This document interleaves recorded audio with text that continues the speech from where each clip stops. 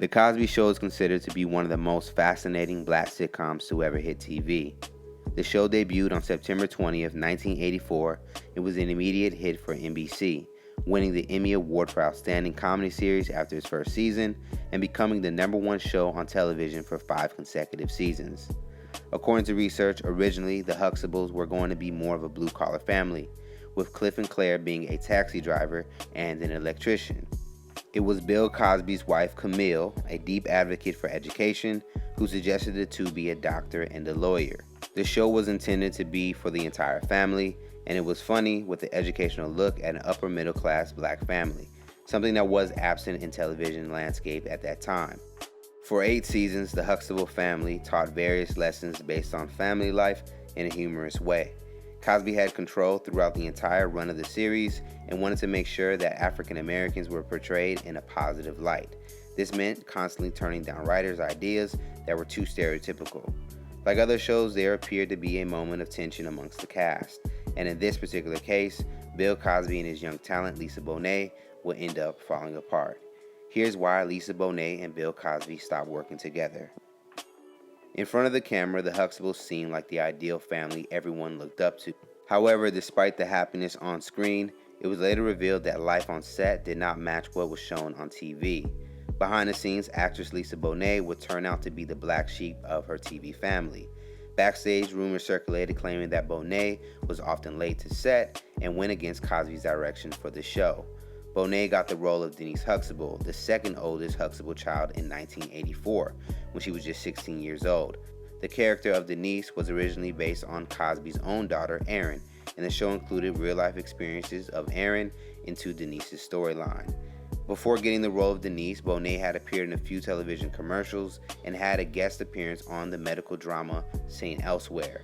When Bonet auditioned for the role of Denise, reportedly Cosby became interested in the actress because of her unique choice of wearing makeup only on one side of her face. Impressed by the actress's choices, Cosby and fellow producers decided that Bonet was perfect for the role of Denise, as she already shown some of the characteristics envisioned for the character. It would turn out that they were right, as Bonet will entertain viewers each episode, and in fact, she would get nominated for an Emmy Award in 1986.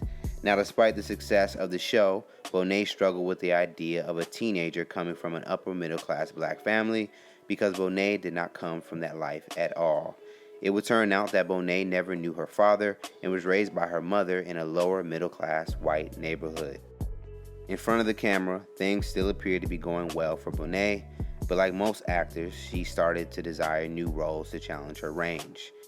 And in 1987 is when things between Bonet and her TV dad Cosby would become turbulent, as Bonet appeared in the film Angel Heart as a love interest for Mickey Rourke. The movie originally received an X rating, but scenes were taken out in order to achieve an R rating. This reportedly bothered Cosby because this was not something that The Cosby Show represented. When Bonet appeared on Late Night with David Letterman to promote the film, the talk show host teased Bonet about being a Cosby kid and appearing nude in a film. In an interview, Bonet was asked about why she joined the cast of Cosby's spin-off show, A Different World, and she jokingly replied, "Because they told me to." So this is pretty good company for a young person, isn't it? How old are you? I'll be 19 next week. Yeah, things are going pretty well for you. Yeah. And you're also getting your own, you have your own pilot being spun off this Cosby thing. Yeah. Now, what is that about? Why would you want to do that? Because they told me to. See, I would talk to that. I would say, no, I'm staying right here on the gravy train. Well, I said, You spin one of the other kids off. I said, if it doesn't work out, am I allowed to come back? And Yeah. I said, yeah. Oh, you can come back if it Yeah. doesn't work out? Yeah, but you know, the bloom is off the rose at that point. It's sort of like, they look at you as like the least successful family member then. And then suddenly you're I know, spending... she failed and she Yeah. had to come home. You're spending more and more time in the cellar and we don't see you then. Back then, Cosby's controlling nature was known in the Hollywood circle. Now, that same year, she would appear topless in a photo shoot and had an interesting talk with Interview magazine. According to a mention in Newsweek referencing the interview, Cosby's feelings about her role in Angel Heart would be shared. Cosby, for his part, doesn't much like Bonet's role. It's a movie made by white America that cast a black girl, gave her voodoo things to do and have sex. A quote from Bonet would later appear, "My obligation wasn't to Denise. I felt obligated to myself and my career. After this, Ebony magazine published an article on the entire situation. Cosby would later confirm that he and Bonet had a serious conversation about her role in the film, but denied being upset about it. Lisa knows that if I'm upset about something, like say mad, I don't bite my tongue. At this time, rumors continued to circulate regarding Cosby's opinions on Bonet's new career choices. It was evident that between these moves, Bonet showing up late to tapings and sometimes not bothering to show up at all, Bonet challenged Cosby more than Denise Huxtable ever did. In 1987, A Different World premiered and was created in order to get Bonet off the set of The Cosby Show due to the constant disagreements between her and her TV father. The show featured Denise Huxtable attending the fictional Hillman College that would go on to show a rare look of black kids in college. In 1988, Debbie Allen, sister of Phylicia Rashad, took over as director and producer in the second season. In 2011, Allen was interviewed by the Television Academy and discussed her involvement with taking over the show. When I first took over the show, one of the first things I did was meet with Lisa Bonet, and she secretly told me that she was pregnant and that she had married Lenny Kravitz. And I guess Bill had feelings about that because he was possessive in a way. She told me she was pregnant, and I said we have to go tell him. Allen said she went on to explain Bill's reaction once she and Lisa told him of the pregnancy. So we went up there and he could see us coming from a mile away. I explained it to him how I want to use it on the show because that would be a great thing. To show a girl who's an upper class kid having a baby, not married, because she didn't want to be married.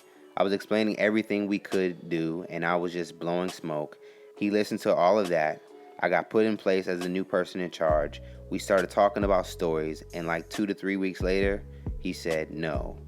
He said she's pregnant. Denise Huxtable is not pregnant. Lisa Bonet is pregnant, not Denise. So no, we're not going to do it.